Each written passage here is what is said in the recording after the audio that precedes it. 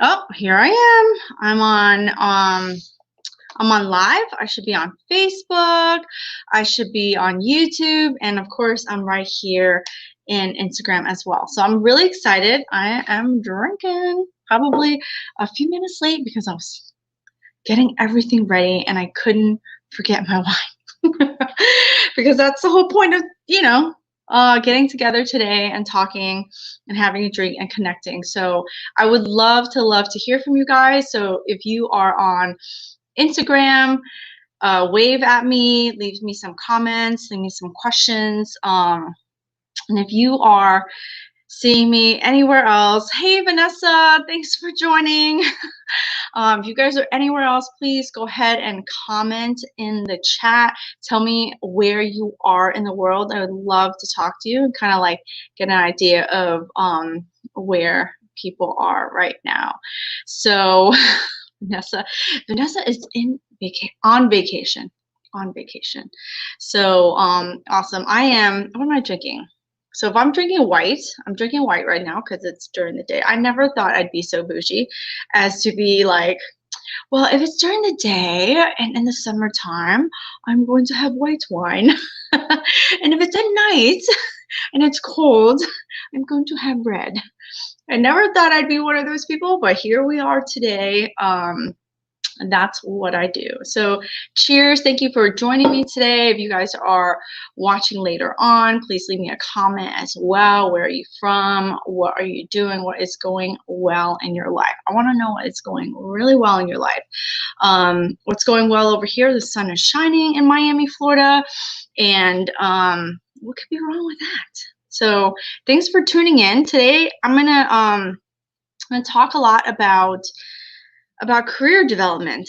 I don't know about you guys. I was just telling someone else, like, I feel like there's a shift in the hand therapy world. And every once in a while, there's a shift in the hand therapy world, and people are moving around.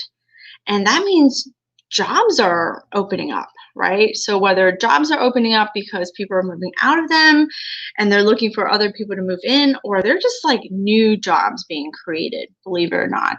I know you might be hearing things that are different, right? You might be hearing that maybe there are no jobs, right? Or you might be hearing that nobody's offering like jobs in hand therapy. I can tell you right now, I have seen so many hand therapy job postings, including one for my own clinic as well. We are hiring a full-time position here in Miami, Florida. Anyone's interested, holler at me, message me, leave me a comment. That's going to be my comment sign. Leave me a comment.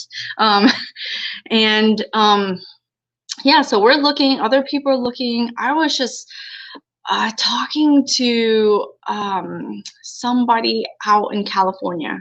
So I actually have a friend out there, and he has 4 therapy clinics, and he is looking for a certified hand therapist, right? But outside of looking for a certified hand therapist, if you are really close to getting it, or if you are potentially, like, if you're interested and you have a set plan for yourself, I think that is a way where you could talk to people and say, okay, like, give me a chance, like, I can do this, right?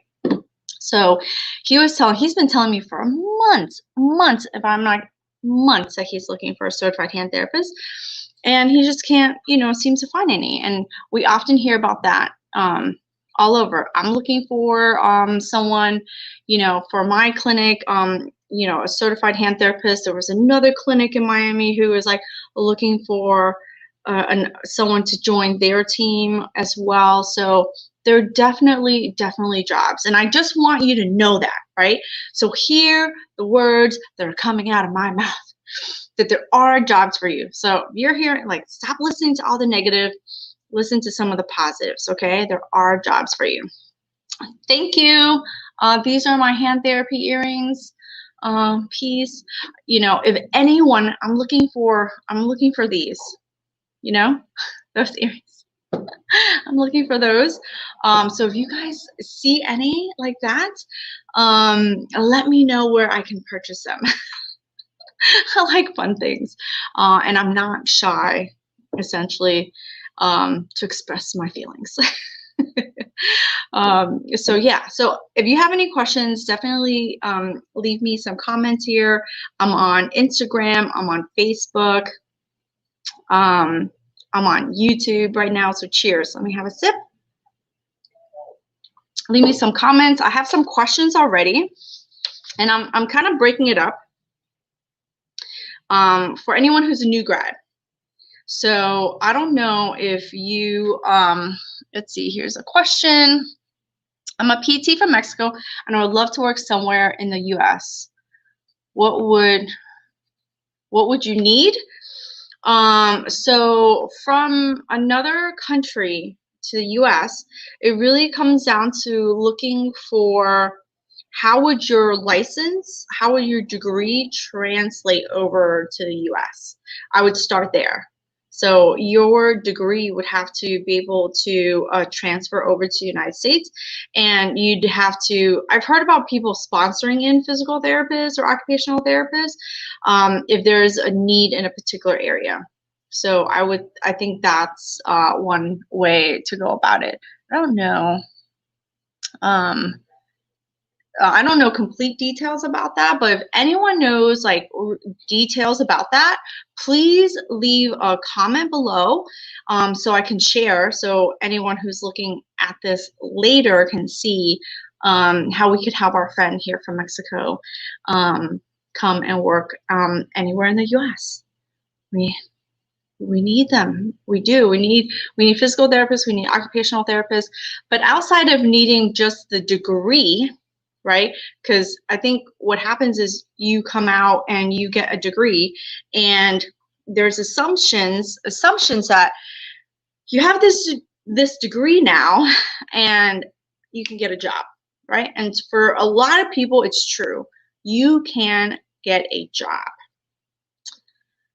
But what about developing a career, right? So that's my biggest thing. You can have any old job, you can go in, you can close your eyes, do whatever you do, right? As a therapist. But what I don't know if this is true or not, but you tell me, because I'm hearing this a lot, but you tell me. You can leave it in the comment, you can message me later if you're kind of like scared to leave a comment. But people are coming out feeling burnt out. People are coming out not feeling satisfied with the jobs that they're finding. My take on it is that, first of all, the first year out of school is so hard.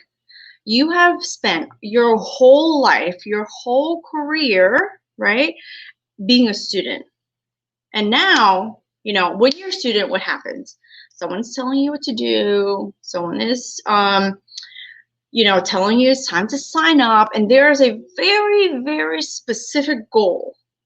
And that's to get from 1 year to the next year to the next year until you graduate, right? So you have laid out for you very simply steps to take to get your degree. If you are trying to get into occupational therapy school, they tell you what classes you need. There's people who tell you what schools to apply for. Once you get into occupational therapy school, and this applies for physical therapy school too, right? Once you get in, there's a set program with how long it's going to take. And if you can go from semester to semester following their rules, right? Their rules of what you're allowed to do, what you're not allowed to do. Oh, you're only allowed to take classes. You can't work. I mean, I have somebody, she's gonna laugh if she watches this. But where she goes to a program where they tell her she needs to look professional and she can't have whatever hair color she wants to have, right? You have to be a naturally colored person, hair colored person. You can't have purple hair, blue hair, green hair. You can't have any of that, right? So you're essentially in institutions that tell you what you're supposed to do all the way through. And then you graduate, and then what happens? Poof. They push you out the door, push you out the nest, and expect you to fly, right? Do they expect you to fly? They do expect you to fly. They're like, go get that job. Pass the exam and go get that job, right? And you get the job, and what happens when you get the job? You may be lucky if you get like a few days of training, but for the most part, you're pretty much on your own. You're handed a list. That's what happened to me. You're handed a list. They showed me where things were. They told me where I can clock in, where I can clock out. They told me, who I needed to call in case of emergency, right? But for the most part, they're like, here you go, here's your list, and this is what we expect of you. So it can be really, really tough, right? And it's completely understandable. You think that you go to school with certain skills, like that you come out of school with certain skills, and you do have certain skills. They're just the basic skills, right? So now what do you have to do? You have to like develop more skills to kind of get the job that you want. So here's one of the questions that I had. How long did it take me to find a job after graduation? Whew, so I graduated, it probably took me a month to find a job. But back then they allowed, how do you call it? They allowed temporary licenses, right? So before I graduated, I applied for my temporary license because I wanted to, even though I needed time to study. So I'm a person, I know myself. I hope that if you've gone through graduate school, you essentially know yourself too, like what kind of a test taker you are, what kind of student you are. I'm kind of like a B student. Believe it or not, kind of like that B student, like try really hard not to get any C's. But I was never perfect. I never like had perfect grades or anything, nor did I, wasn't that I didn't strive for them. It was just that it was really hard. I'm like, I'm not a good test taker. I just knew what I needed to do to study well enough to pass and to pass well, right? So I took jobs. I mean, I had like 3 per diem jobs, and I did them, if they called me, I worked. I mean, I worked 2 weeks straight, 3 weeks straight, and like Saturday, what Saturday and Sunday? What's Saturday and Sunday? Because I knew at any point in time, they would call and cut me, and then I would have a free day, right? So I just worked as much as I could. Let me see what's going on with my, yeah. So our programs tell us to look for mentorship and don't take a job without it. I asked in an interview and felt so dumb because they didn't offer any. So, well, don't feel dumb. Absolutely don't feel dumb. You should ask. And that is a very good question to ask if they offer mentorship. One of the things that I always ask about when it comes to mentorship is, what does mentorship mean to you, right? So mentorship might mean one thing to you and might mean something else to another. So I asked somebody, what does mentorship mean to you? And she told me, well, I'm pretty comfortable doing X, Y, and Z. I just want someone who I could potentially ask if I had questions, and that person would explain to me. Great. That's what mentorship meant for that person.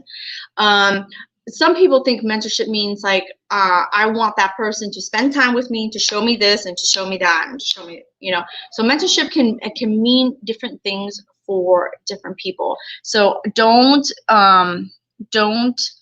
feel dumb for asking those type of questions. You're always better off asking than not asking, no matter how you feel about it. I promise.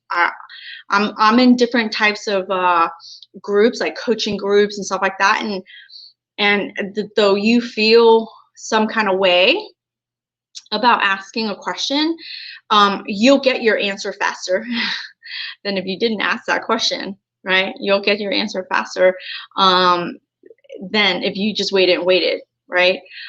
So yes, a lot of programs will tell you to get some kind of mentorship and don't take a job without it. But let's be honest, in the real world, we freaking need our jobs. We got to pay our bills. We got to stay a student loan.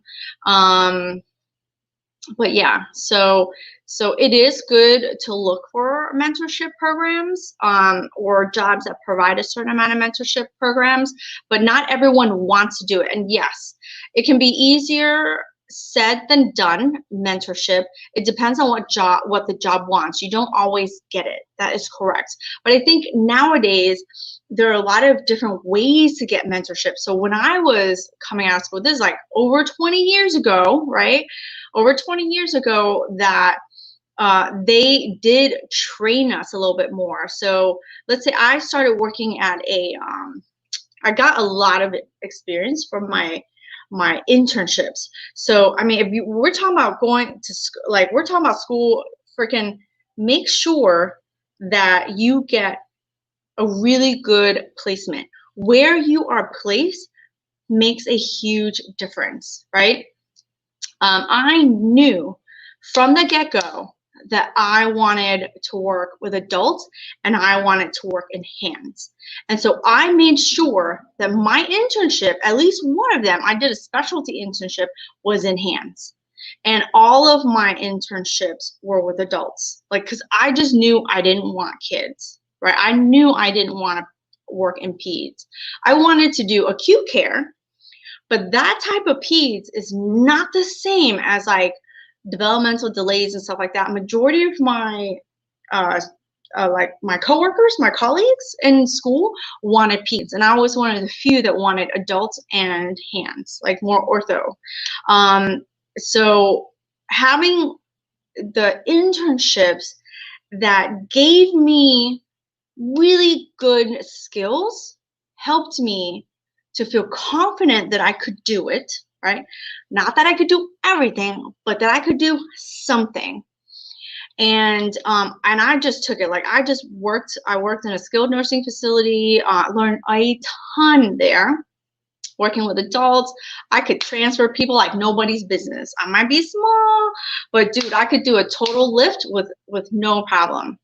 I think I got mad skills on that still. I still keep it. But then I did an internship in hands and burns. It was one of my specialty internships, and I got a ton of skill from that. So when I started coming out, I started applying for jobs only in adults and only in hospitals. And I tried my best to apply for jobs in outpatient facilities, and I was just getting turned down left and right. And one of the things that I always say is like, get turned down a ton. Get turned down a ton. Talk about developing some thick skin. Yes, get turned down, to have them say, no, you're not qualified. Great. What makes me qualified? What do I need to do to be qualified? Oh, well, one of the things I needed to do is get my PAM certification. Dean, hello. I miss you. So one of the things I need to do is get my PAM cert, right? So, all right, wait, I need that to be an outpatient? Boom, done. Let me get my PAM cert. Got my PAM cert. And then in one of the acute care hospitals that I was working with, they wanted me to do burns, like wounds, right? I'm like, did like a little bit. You just have to do it one time. You just have to do it one time. I have experience. You have to, that's it. Yep. Hand here, I want to do wound care. So I started learning Whirlpool, pulse lavage, like all of that stuff. What did I do? Found a wound care class, right? Traveled, took the wound care class. And that's where I think you have to be real brave if you know you want something. If you know you want something, then the question isn't, oh, do I really want it? Like, man, everyone's telling me it's really hard. No. Just go, what needs to happen so that I can get to where I want to be? What needs to happen so that I can become a hand therapist? What needs to happen so I can get a job in hand therapy, right? And really that's the question you want to ask yourself. What kind of classes, what kind of programs can I join? So, little plug, we have a hand therapy mentorship program. So a lot of people think that you have to do online classes or you have to do live person classes. And one of the things that's so great about the hand therapy mentorship program is that you can be whatever kind of therapist you want to be. Like if you're a manual therapist, if you're a kinesiotaper, if you are an exercise-based therapist, the program is really about helping you to think through the cases that you have, and to feel more confident about your thought process about what you should be doing, right? It can also teach you new skills. Like say you're really good at this, but you really could develop your skills here, right? So one of the things I hear all the time, wound care and splinting, right? So wound care and splinting is definitely one of those showcases. I call them showcases because they're like chunks in the program, in the library, and you can binge watch some of those. What to do in cases of wound care, what to do in cases of different types of orthosis, right? It's really thinking through it. And so if you make a decision, this person has a trigger finger, right? What do I need to do to stop that trigger? You know, what kind of splints can I make? There's an array of them. But what happens is there's so many choices. Like you can literally go on YouTube and just find like a gazillion things, right? You can go into Facebook groups and ask, and you're gonna have a gazillion answers and choices. But really, if you think through those kind of cases, which one will be best for the case that you have? And that's really the biggest thing. That's really the biggest thing, because little bit by little bit, you'll develop your confidence in it.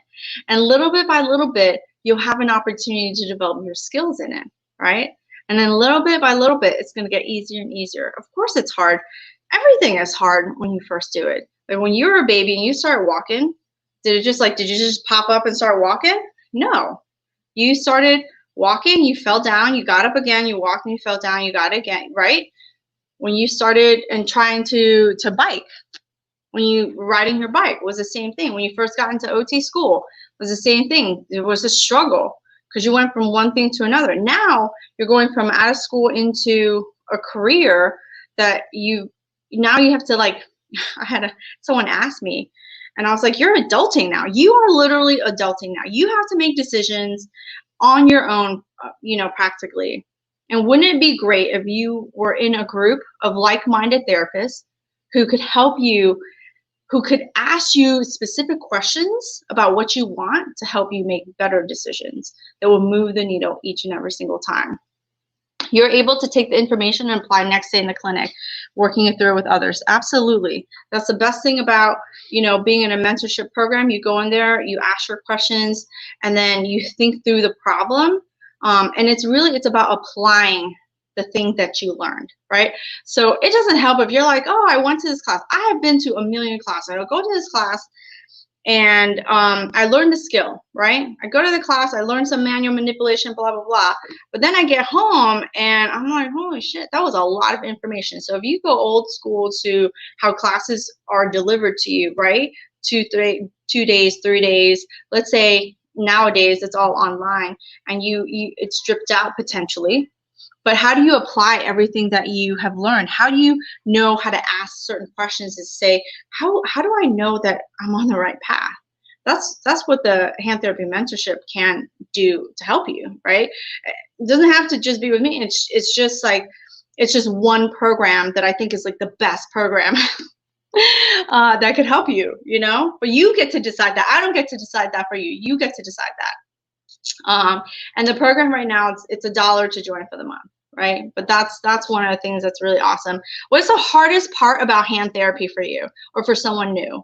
I always had a natural ability to splint. So splinting wasn't really hard for me.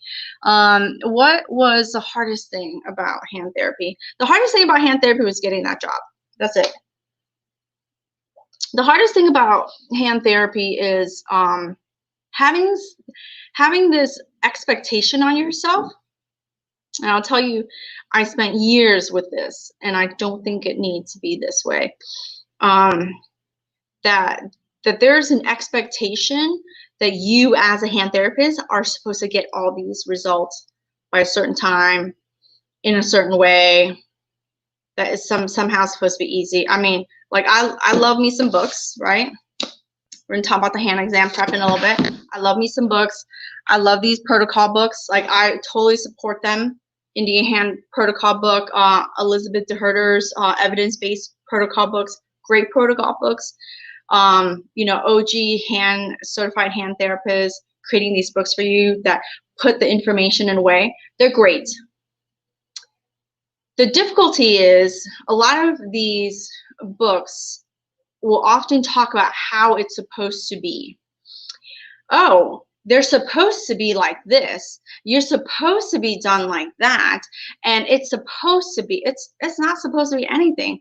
You have a certain set of skills, and you can continue to develop your skills. You can continue to develop your skills so that you can get better and better and better. When we have a patient and we're kind of stuck on them, we're like, oh, what do I do next? You know, and you keep having trouble with that. You'll take a class, hopefully you'll take a class that will shed some light on what you're supposed to do, right?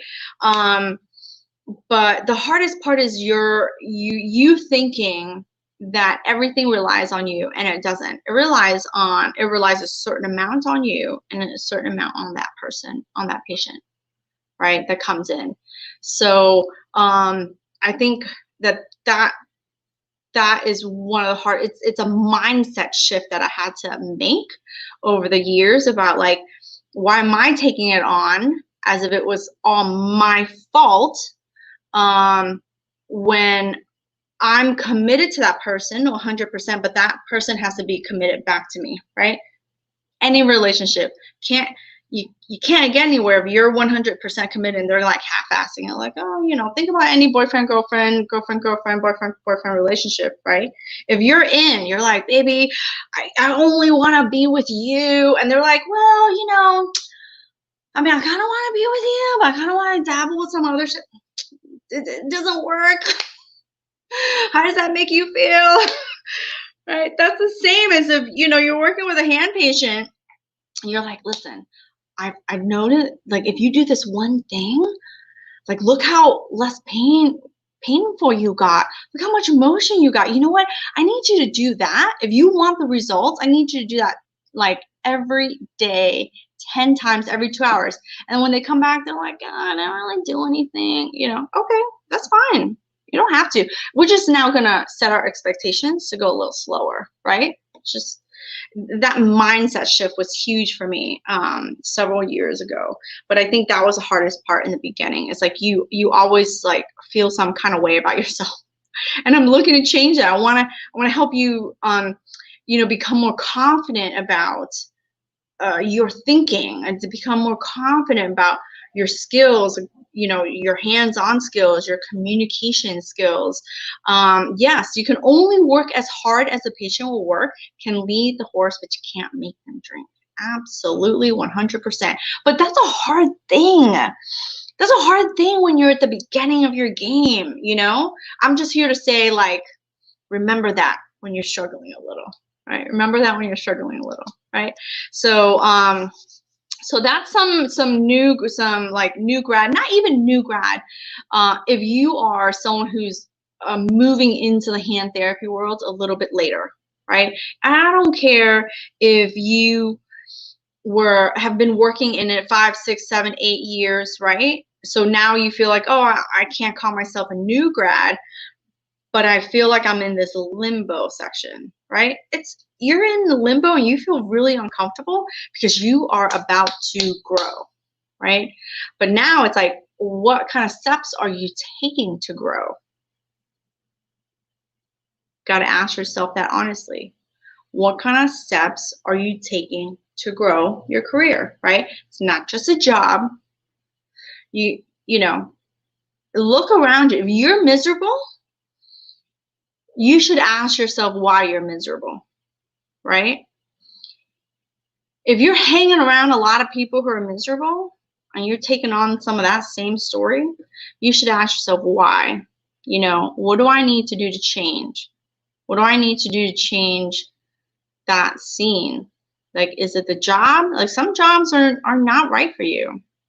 I was, you know, with somebody where I was like, you know, you're miserable in your job. Like, this job fucking sucks for you. It's not your place. It's not your thing. right? Go find the job, like go find the job or build your career, find that job so that you can build your career, right? So, I mean, that's one of the biggest things. Like, don't think of it, I think we are all trained, whether it be from the university level or you start coming out with a job, only thinking like, I just want to come in, I want to see some patients, and I want to go home, right? So if you constantly think of just that, you will stay there. It's not my opinion. It's pretty much fact. If you're only doing the bare minimum, then you'll stay in that position. At some point, you're going to, you're going to feel some kind of way. Like, you're going to feel stuck. You're going to feel burnt out. Every time someone tells me they're burnt out, you know what I tell them? I ask them. I don't tell them. I ask them, are you bored? Are you bored with your job? Right? Thank you. Love these earrings. They're really cute. I forget to wear them. And I'm a hoops girl too. I love me some hoops. Small hoops, bigger hoops, big fat hoops. But yeah, like, then I think it's, at some point you have to like take that step, take action, and say, what do I want out of my career? What do I want to be able to do with my career? Right? So how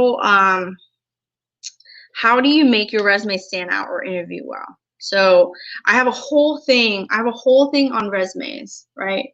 They have a whole thing on resumes, like how to get a job in hand therapy. And it does go over some key things, key tips as it pertains to resumes. Now, let's talk about interviews. Please, people, let's talk about interviews, right? It's not just about showing up on time. It's not about, like, do I have the right shirt? Please wear closed-toe shoes, please. We're in the healthcare professional. But that's just my opinion. If you come to an interview with me, please wear closed-toe shoes. I'm just gonna lay that out right there.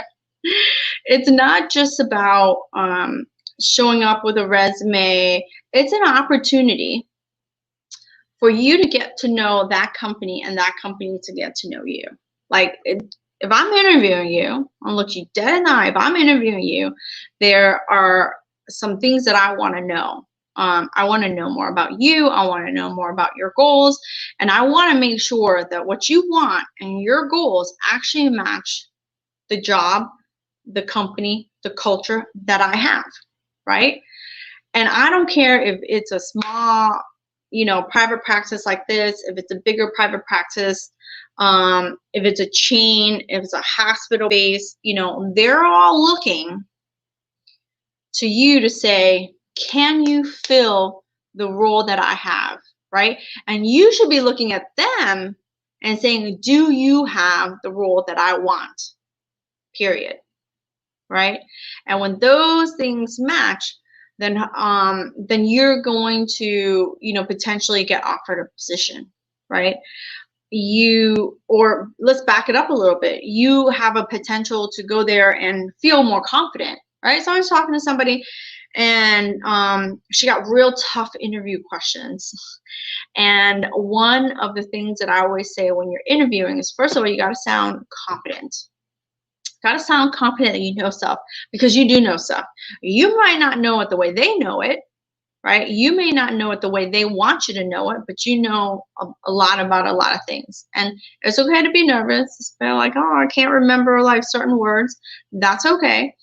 But if you're going to an interview, you do want to sound confident that you can do the job.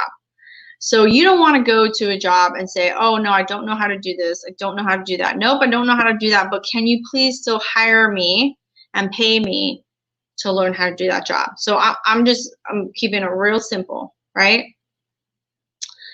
You want to go in there and say, and show them, even if you don't know everything, that you know enough. And girl, boy, you have a degree. You know how to look some shit up.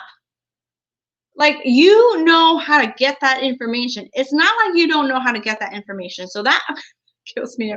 Like, you know how to get the information. So if you don't have like particular skill set of like making some random ass splint that they asked you about, you're like, you know what? I have experience making custom fitted orthoses.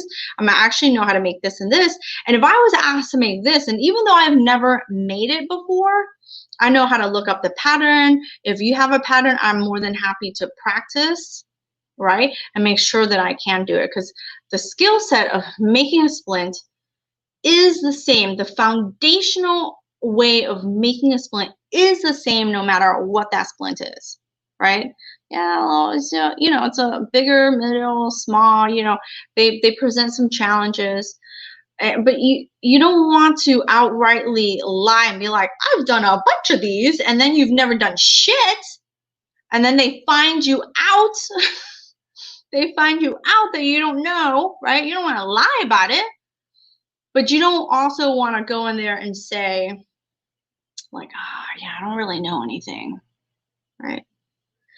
So if there's anything you could take from that, please, you know, sound confident in your interview, and make sure that you know something about that company. Because I'm going to tell you, that company knows something about you. You wrote a you gave them your resume. They know something about you.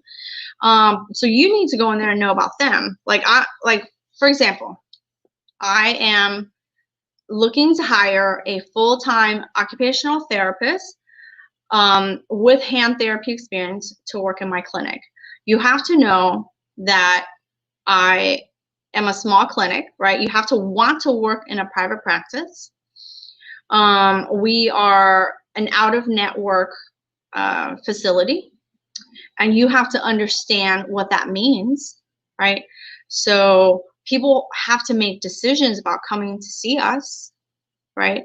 So there is a certain, you know, skill set that we're going to train for, but you have to want that. You have to want that, and we'll train for that, right?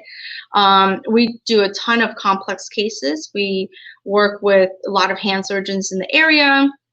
We work with workers' comp cases that are post-surgical, and we don't get like the simple ones. For the most part, we don't get the simple, like, oh, like everyone's a trigger finger and everyone's carpal tunnel, you know, like post-surgical, and then you just keep them for like a few visits. We get like crush injury cases, multiple lacerations. We get, you know, nerve lacerations. We get complex cases where they've been somewhere else for like a year and they still can't get results. And so, you know, you have to want to really, like, I can train for skills, right? But you have to want that. You have to want to level up and become like that, like the best hand therapist, right? And to eventually to become a certified hand therapist. So that's really key. So anyone who's coming in and they're like, I just want a 9-to-5 job, and I just want to come in and out, and I really don't want to study to become a CHC. Like, this job isn't going to be right for you. You're going to be so unhappy if I gave you this job. You'd be miserable, right? You don't want that. Like, we spend way too much at work to be miserable, right? I'm all about like having a good time. I'm all about like loving what I do, and I want to find somebody who loves what they do too, you know?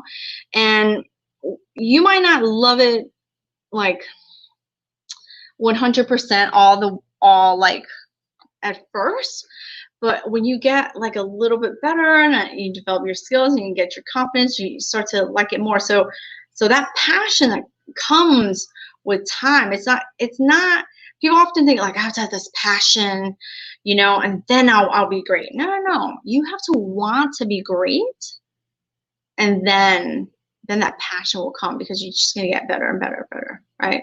So so take that for what it's worth. You know, if anyone is going to interview and you have any questions, definitely leave some comments, or you can message me. We often talk a lot about this in the hand therapy mentorship. So one of the things that I do is, you know, we'll go into I'll do a resume audit and stuff like that for people. And then if there's any questions in terms of like, holy crap, I have an interview, like, what should I do? Then I'll share some tips and stuff like that based on the scenario. Like, everyone's scenario is a little different. It's not a cookie cutter program, you know?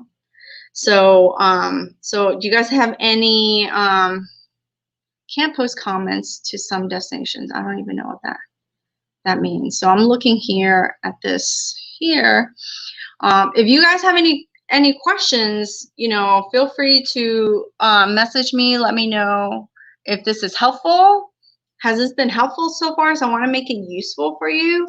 I want to make it real life. Like, I'm going to take her information, I'm going to run, and I'm going to take action, because that's really, really important to me. That's really big for me, that you are able to take some of this information and use it to develop your career, to get a, you know, to get a great position, to get into hand therapy. Like, it really is a passion, it's a mission of mine, to help more OTs and PTs really dive into the world of hand therapy. I think we have a lot of patients who need our type of help, whether they're post-surgical or non-surgical. And remember, hand therapy is not, I mean, it's called hand therapy or whatever, but and it's often thought about like post-surgically and stuff like that.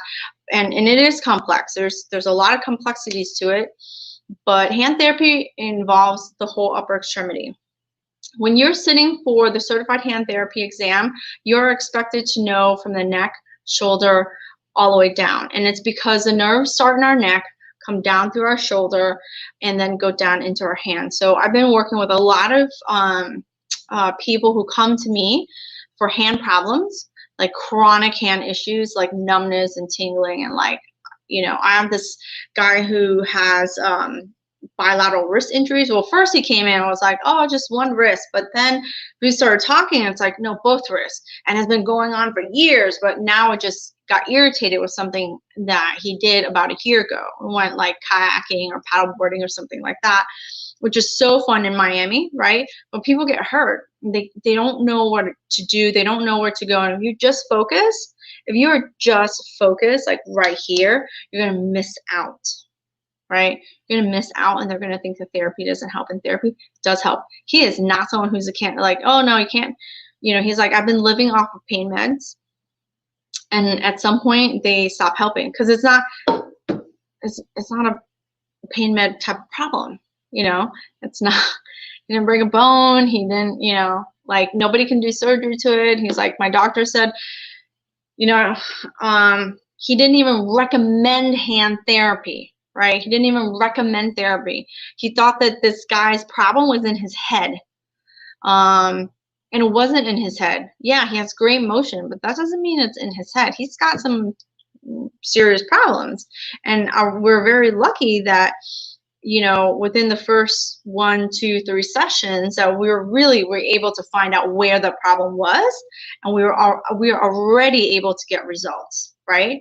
And he was like after 2 sessions, he was like, I can't believe it. I can potentially have my life back, right? Talk about an occupational therapist that is helping someone to be able to work without pain, you know, to be able to work with comfort. How many of us, oh, I'm using my phone over there, but how many of us work off of a cell phone? I work off my cell phone all the time. What am I doing? I'm on my laptop as we speak right now, right? This is my life. This is your life. This is their life. And how are we not looking to say, okay, I want to help improve this person's life as he works? He can't pick up his kids. You know, kids don't get smaller. I have a 14-year-old and a 12-year-old that still jump on me. I come home and they're like, give me a hug. And they hug me as if they were still 3 or 4. You know what that means? That means jumping on me and picking their feet up off the ground, right? I mean, as a mother, do I love that? Hell yeah, I love that, you know? But they're heavy as shit. They don't get lighter. So I want to help this man, like, enjoy his kids, be able to pick them up, be able to do anything with them. He likes paddleboarding. Now he's scared of paddleboarding. He hasn't played tennis in like God knows how many years. And he was like, can you actually train me to like get back to playing tennis? Absolutely, I can.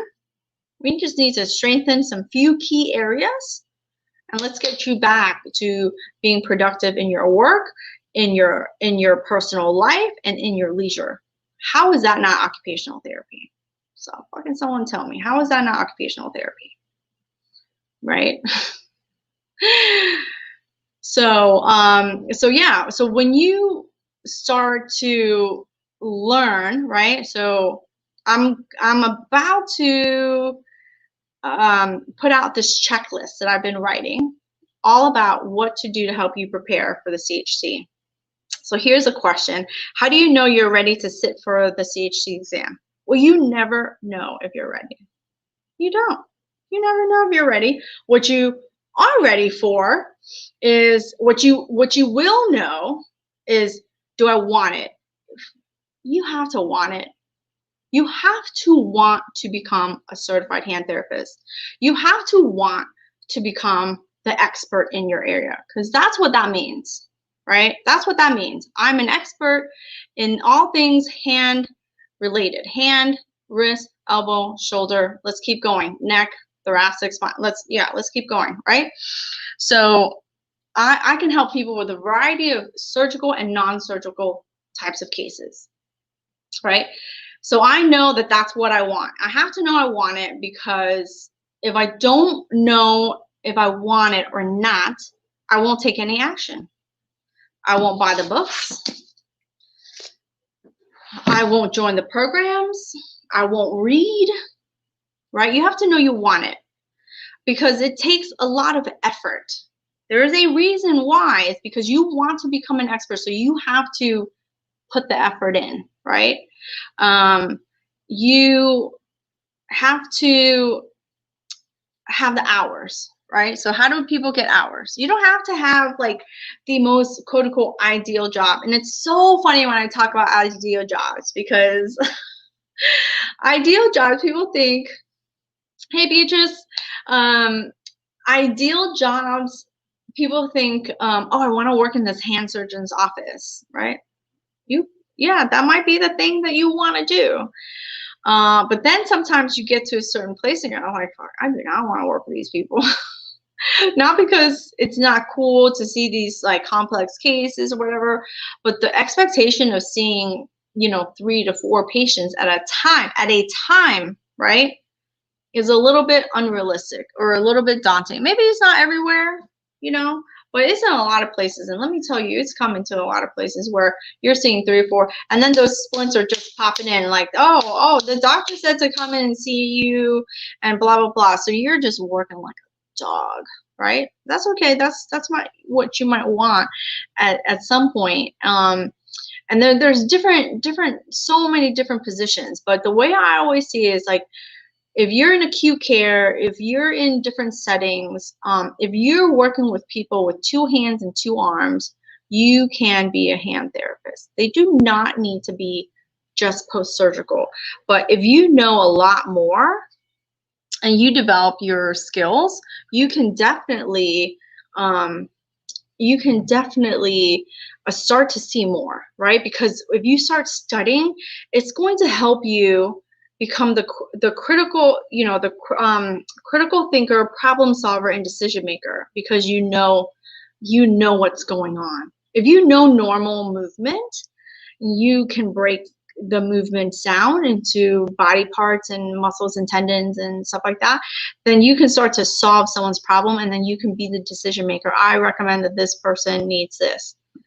As simple as trigger finger. I get a lot of PTs that I know that I work with that don't specialize in hands. They have other specialties, and they get a lot of people with trigger fingers. And trigger fingers are not always so simple. I've been able to treat some of the worst trigger fingers without surgery. And that's because that person is adamant. They're like, Hoang, I do not want surgery. So like, let's do it. If you're committed, I'm committed. This is what needs to happen, right? But we need to figure out, where are they triggering? So it's not so as simple as like, oh, we're just going to buy the splint off of wherever. Because you think about it, your patients are coming to you so much smarter. I put a lot of content out on YouTube. So I put videos out to reach the therapy community, because I want you guys to feel confident and to know that that you can become an expert in your area, right? So, and then I try to share as much content as I'm able. I'm hoping to share even more. But I have people who have injuries that go there, and then they also have injuries and they go to my clinic page, right? My YouTube. And they're all looking. They're all looking on YouTube. They're looking on Google to find out ways to solve their problems. You have to be above that line, right? Patients are coming out smart. Think about yourself. You're no different. When you have something, you already trying to Google shit, say, okay, what do I bring, do I really need to go to the surgeon? Do I need to go to the doctor? They're doing the same thing with us. Oh, I cut my finger, like, let me get some ideas on it, like, how do I fix it myself? And at some point, they're coming to you because they can't fix it themselves, right? So you have to be above that level. And when you sit for the CHT, you won't know you're ready, but you just need to know that you want it. You have the years. You have to want it. You have to have the years. You have to have the hours. And then you have to start to prepare for it, right? So if you know that you're going to, so I have a couple of people in my hand exam prep program. They knew that they could not take it until November of this year. Do you know that they joined my program last year? Right? Talk about, I fucking know what I want, right? These people coming in, they're like, Hoang, I want it now because I need access and I need accountability, and I need to make sure that I'm working on the things in a timely manner so that when come November, I'm ready to sit. I'm going to sit and I'm going to be done. One time, wham, bam, thank you, ma'am, right? That's what they want, right? So, then there's people who try to do themselves, right? There's people who try to do themselves, and that's great. Do as much as you can for yourself. One of the things that I talk about in my hand exam prep program, which is actually open today, if anyone is looking for some help to prepare for the CHT, definitely message me. I will share with you the link. I think there's a link somewhere. There's a link everywhere, right? To get some mentorship in there. I agree, this is where your ethical standards come in. If you're not qualified to treat them, refer them to a specialty clinic. Yeah, absolutely, refer them. But it's also good, if you also start, saying, oh yeah, I want to do that too. I'm going to learn more about this so that I become qualified, right? There's no ideal jobs. You have to love what you do, yes, and find that match. And then it's perfect every day. Yeah. So sometimes it means going out on your own. I was just talking to someone today. She joined my hand exam prep program. She's like, I want to do it. I'm ready. Like, I've been trying on my own, blah, blah, blah. I haven't been successful. I think I need your program. And she's like, yeah, at some point in my life, I want to go out and open my own clinic. Well, you in the right program. So that's what I did. Elevated my skills, decided I want to open up my own clinic and work in the way I want to work, right? But once you become a certified hand therapist, you also have skills and you have qualities that other people may want if you decide that the place that you're at is no longer where you want to be, right? If ethically they, don't want to work the way you want to work, or, the volume at some point, the volume is just like, this is ridiculous. I can't spend any quality time with my patients. I want to work in a different setting, a different place. Then, having that certification really helps to make the transitions easier and easier. Like, you just have more choices. Like, the way I say is, when you have your CHT, you just have more choices. Somebody I knew moved from South Florida to another state, and she had the opportunity to get her CHT, but because she didn't, right? Because she didn't, when she went to this other place, it became really, really hard for her to find the type of job setting that she wanted, because she didn't have the qualifications that they were looking for. And not everyone just wants to hire, like, a therapist without the specialty. It just gives you more leverage. Leverage is the name of the game. I mean, talk about, like, so COVID hit and everything kind of sort of went down. But I'm telling you, if you have any foresight and thinking of the long game, think of the long game. You're not just in this career for like a minute or two. This is like it. Like, I don't know about you, but my ass is not going back to school for no amount of degree, right? That's just me.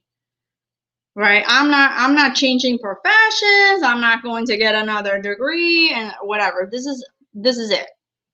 Right? So, I mean, this is a long game, and I think even with whatever is happening, everything is like, Everything's going to be, what is it saying? What's it saying? Are you going to be ready? Are you going to be ready when the opportunities come knocking? Are you going to be ready when the opportunities come knocking? Right? If you start preparing, you know, and you become that CHT, there's going to be more opportunities for you as things open up, as people come out and they're painful and they want to do stuff. People have been sitting around for over a year. You think they're not going to get hurt going back to the gym, running around, being crazy, you know, just trying to go on vacation, just, you know, being more active. You know, it's not that we want people to get hurt. It's just like we do. Like, mechanics don't have their shops because they want your car to break down. They just know that there's a lot of wear and tear on these cars because you're driving your ass all over the place, and you're going to need to get your shit fixed, right? So are therapy places. So are, you know, medical people, right? This is just what naturally happens to our bodies. We have a certain amount of wear and tear. We have certain amounts of accidents that happen, and you know, we just have to be ready for those people when they need us, right? You have to be ready for those opportunities. The opportunities are coming up, jobs are coming up, and if you are one of those people finding out that you're not ready for the opportunities because you haven't been taking those steps, those action steps that would prepare you for when that job opportunity came up, you could go in there and confidently say, like, yeah, I've been, you know, I don't have the, you know, the experience of whatever, but you know what I've been doing? I've been studying my ass. I've been trying stuff on my friends and my family. And, you know, I know how to work with these type of cases well. And what I'm looking for is to work with the types of cases that you have, right? Just an example, right? Oh, you just finished with the exam. Congratulations. I'm so excited for you. Good job. Good job being brave, taking that exam. It is hard work, right? So how do you know you're ready to sit for it? You don't. You just need to plan for it. You need to plan to take it, right? So November, it is offered twice a year, this hand exam. May, everyone's finishing up. Now we're waiting on the scores and all that stuff. But let me tell you, November is right around the corner. If you have already gotten your books, you have already been reading, you have already been, you know, trying to study on your own, and you are struggling, you're like, I keep reading chapters and I'm spending so much time I don't remember anything, right? If you're just overwhelmed with that amount of information, or you're frustrated with not able, like, understanding certain concepts or understanding it well, or you're just looking for support, you want someone where you could go and ask, like, hey, what about this? What about this? How do I answer these types of questions correctly? How do I think through cases? Then consider joining the hand exam prep program. This is our extended version. So we opened it today, but I already have several seats already full, right? So if you are interested, definitely send me a message. You can type into the chat. I don't know if I'm going to be able to add stuff to it later, but you can find it anywhere. Hand Therapy Secrets, look for the CHT Mentorship Program and the hand exam prep program, and get some details on it, right? So it's open right now, and you get access to it from now until November. So right now we're going to meet weekly. And right now we're talking off shoulders, and then we're going to go into nerve compressions and stuff like that. And then in August, so from August until November, we go for 12 weeks, right? 12 weeks, bam, bam, bam, bam, into topics like hands, wrists, tendons, burns and wounds, elbows, shoulders, nerves, so that you can best be prepared, so that you could feel like when you go into that November exam that you gave your best, right? That you have been preparing. that you understand certain concepts that's going to help you. And everyone who's been through my program, the way I teach it is I want it to make, it's not about memorizing everything. Like, I know these books, this is some heavy shit, right?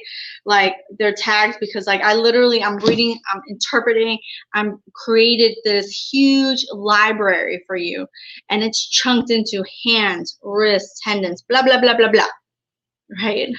And it is literally just breaking down these chapters into ways that you could, like, I always say it's like about chunking the information up into bite-sized pieces. So, I mean, so I think I did this one video, it goes for like 50 minutes, all on TFCC, right? Like, understanding about TFCC so that you could know how to help somebody with a TFCC problem, right? So bite-sized information chunked up in a way that helps you understand it with ease.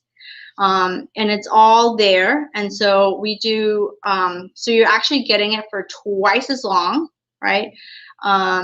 So right now, if you sign up, you're going to get access right away, and I'll help you get set up, structure you. So it's like, where are your strengths? Where are your weaknesses? Where do we need to focus on?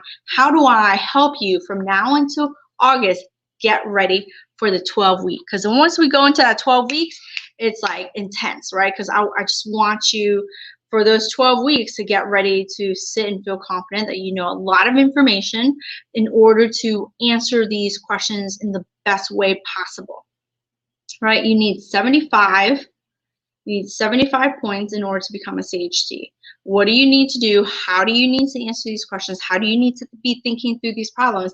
And I guarantee that like every person who has been in this program, I don't know of one person who has been in this program who didn't tell me that it made them a better therapist. Right? When you break down the information, you learn it in a certain way to help you become that critical thinker, problem solver, and decision maker, because you're the leader. CHTs are leaders, right? We can talk about that shit another day, but we are the leader. Our patients, my patients, your patients, they're coming to you because you're the expert. You are supposed to know what to say to them, how to say. They are lost, confused, and hurt. Doctors are coming to you. Surgeons are coming to you. People in the other parts of healthcare, you know, if you do workers' comp, they're coming to you. Hey, what's going on with this patient? You know, what do we expect? You know, how do we minimize like problems, right? So I have a case, you know, that he was a crush injury. We just knew he was going to be a problem, but we needed to think about those problems in a way that we can say very confidently to the doctor, hey, doctor, these are the problems that based on how he came in, how he's progressing, these are the problems that we're going to be facing. And here's my recommendations. Here are my recommendations of what he's going to eventually need.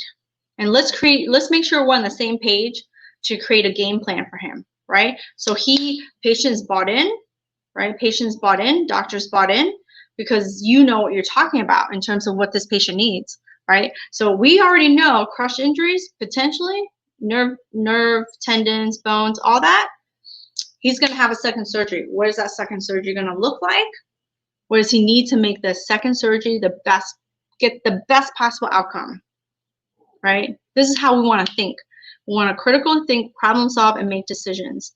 And these people, when we work together in a team, rely on us.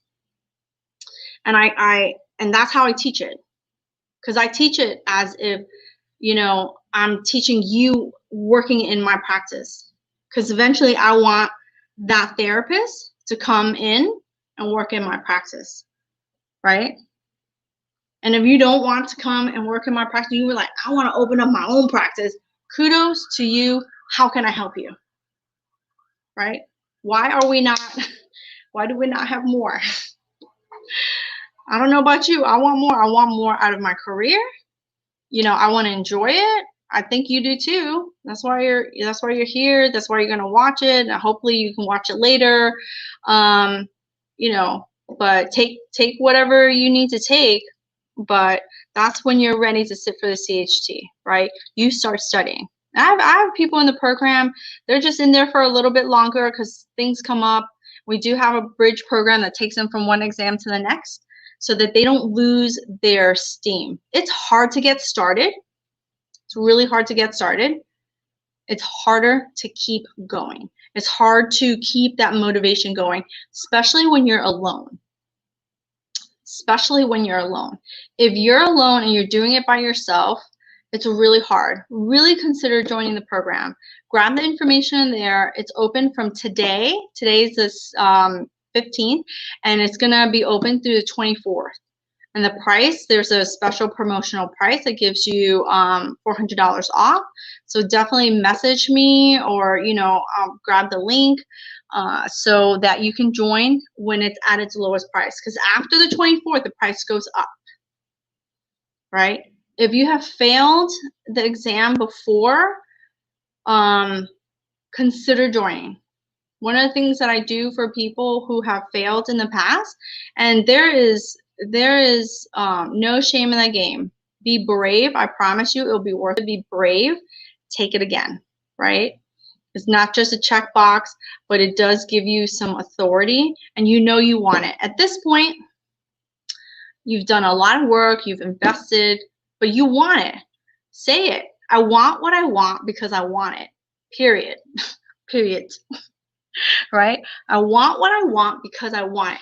No excuses, no reasons behind it. You don't have to give a reason. I want to become a certified hand therapist because I want to become a certified hand therapist, period. And if you've failed in the past, please consider reaching out to me. I've opened up my schedule so that we can have an honest conversation about whether this program is going to work for you, if it's the right program for you, if it's the right time for you. And let's see what we can do to help you. One of the things that I do with people who have failed in the past is that we will go through the score. We'll go through the score. We'll go through, in private. It's not a public call. People, calm down. We'll go on a private call together, and we will. Yes, Beatrice, I want what I want because I want it. Yes. You should have it. And I think for someone like you in the area you are, Beatrice is in Zimbabwe. If you, oh my God, if you became a certified hand therapist, boom, your praxis would explode with the way that you could help the people in your community, like big time. We have someone who joined us from Ireland. We had someone with several people from Canada. So don't be worried about the time zone. I got a strategy for that, right? Don't be worried about the time zone. I was just talking to someone out in California, and she's like, oh, well, I work really long hours.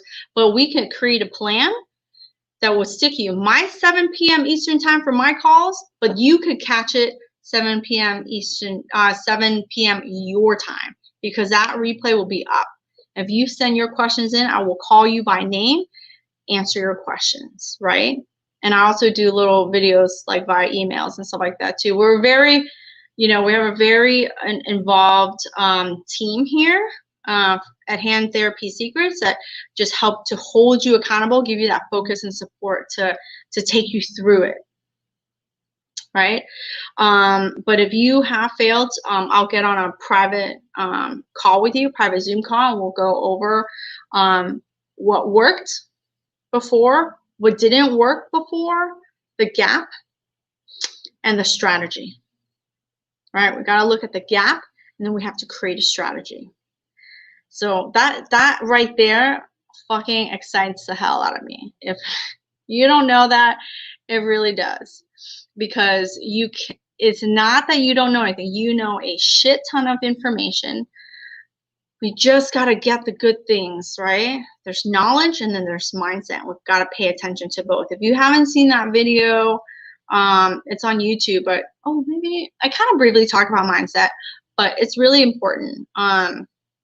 But then there's the knowledge base, right? So majority of the time people focus on the knowledge, and you do need to focus on, but do not forget there's a portion of mindset that is really, really key to take you to the next level to help you become a CHT. So I hope that helps. What is the most challenging part about preparing for the CHT exam? I would think that it's really about the keep going. If you're going and you're doing it by yourself, sometimes it can be really hard. Sometimes it can be really challenging because you get, it can be discouraging. I know it was when I was doing it. Even though I live in a big town, sometimes big towns are even harder, right? Sometimes there's, instead of people thinking abundance, people think scarcity, right? So, but also you don't always find people who are at the same level at the same time as you, right? So I was like, okay, I'm going home. I got to take it right now. My job depends on it. I took that job. Let me tell you, I took this job and I said, you know what? I don't know everything in terms of, hand therapy, but I'm going to learn it because I'm sitting for the CHT. So I came from an acute care setting and I had my hours. I saw post-surgical stuff in there, but I never could see them through. Like, you see them in their most acute stages, but you never see them through that, like phase, phase 2, 3, and 4, right? So I came from an acute background and it was hard finding someone who was like me, like-minded, right? Who could study at the times that I could study in the way that I studied, right?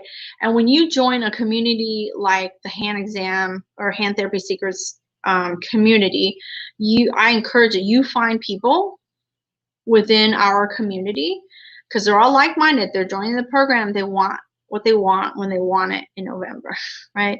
We're all on the same page. We're all going at the same pace, that kind of stuff. And then you find people in your time zone. You find people that are like you, that is like symbiotic, right? Like that work well with you.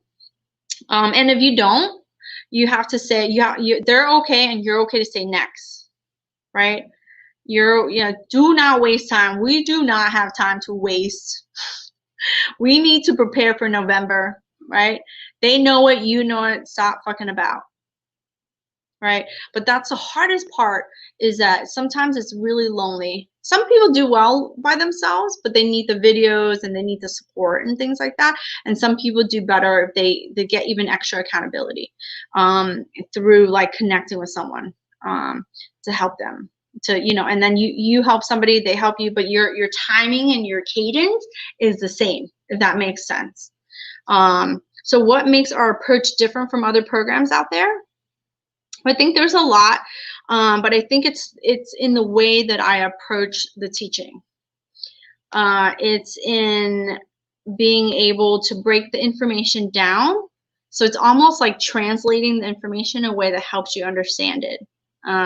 And we have various different videos in there that just break it down in chunked bite-sized pieces to help you understand and help you think through the problem. So it's not about memorization. And I'm not about boring. I try to make it really fun. I try to have it very engaging, right? So that's where you're in a private group and you're on the calls, and then we even have additional calls throughout our program to help you stay accountable and to help you think through any kind of questions, any kind of cases, any kind of problems that you have as it pertains to the hand therapy. So it's very, very focused, and it's in a short time period, right? You can go into the bridge program and take a little bit longer, and that's okay.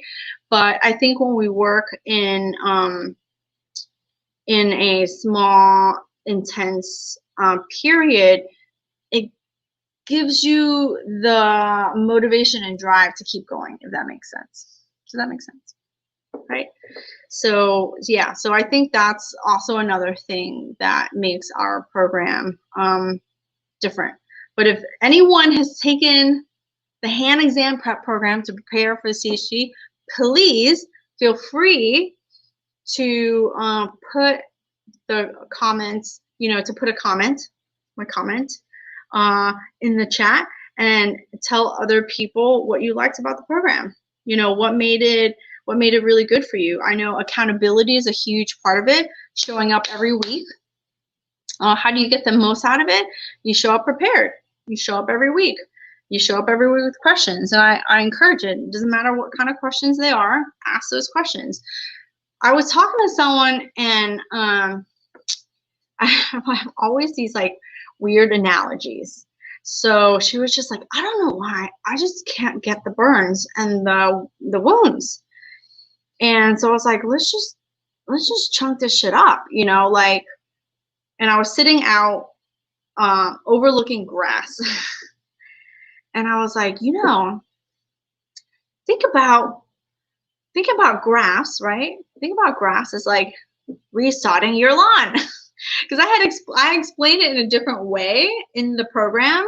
I explained it a different way in the program. I have all these videos, right? But she's like, I don't know, I'm just not getting it. I'm like, okay, let's talk through it. Let's figure out why you can't get through it.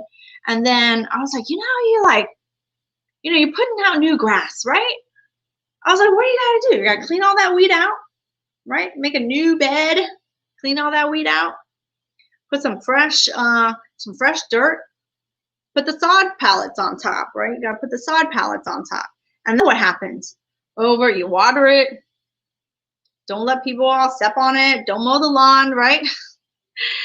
Pack it in, and the roots from the bottom and the top grow together and solidify. And then after so many weeks, the grass is solid, right? That's like a graft. When someone has a burn, right, what happens? You got to scrape all the dead tissue off. You got to get to good blood flow, right? Those capillaries. You got to get new skin, bam, right? Put it on.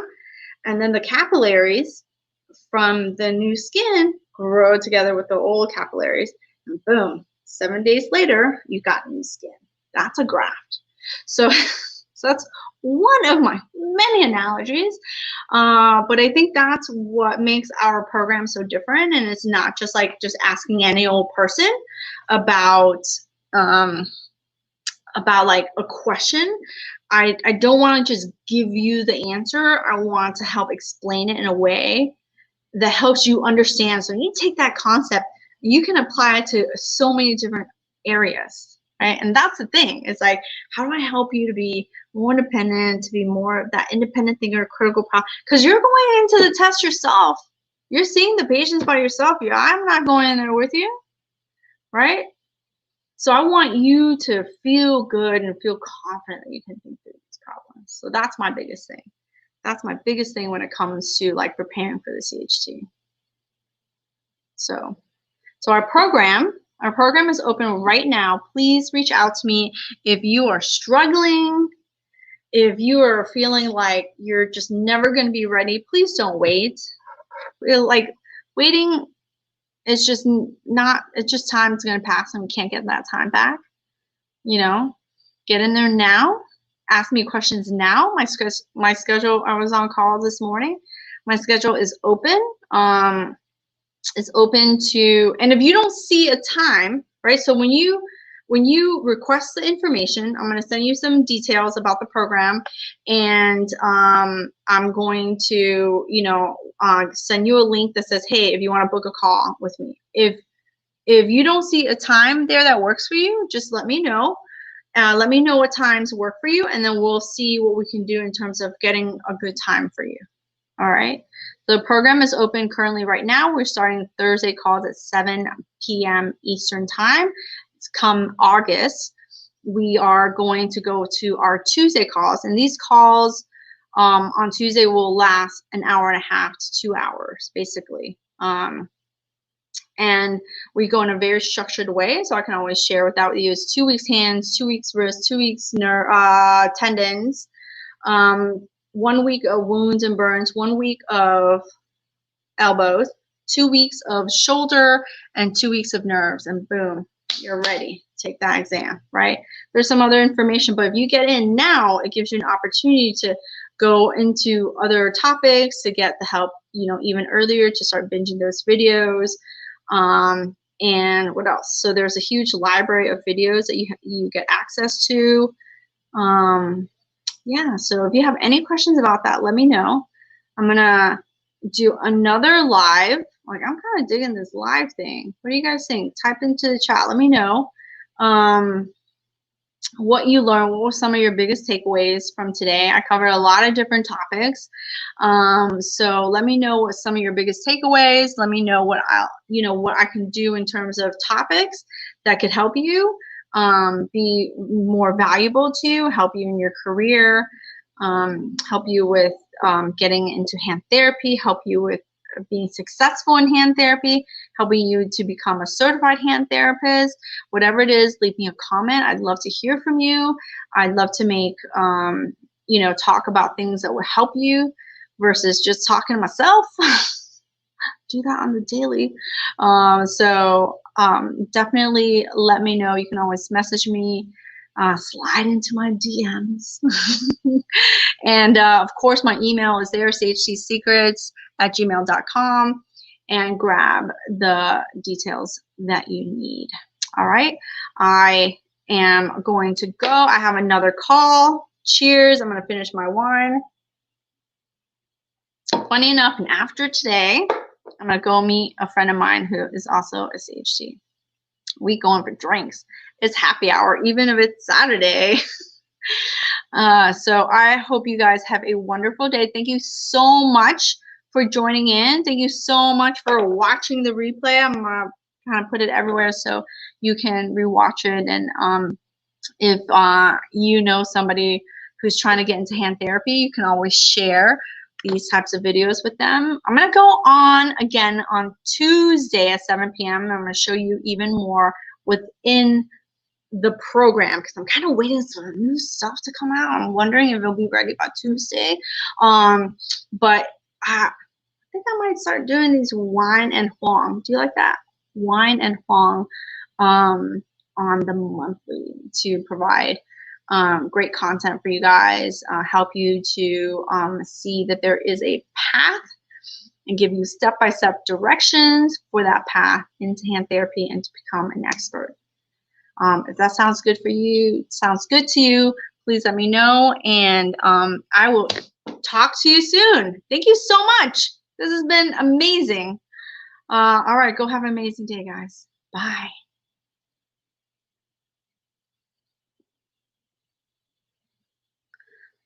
That was Instagram. I have to get out, and now this.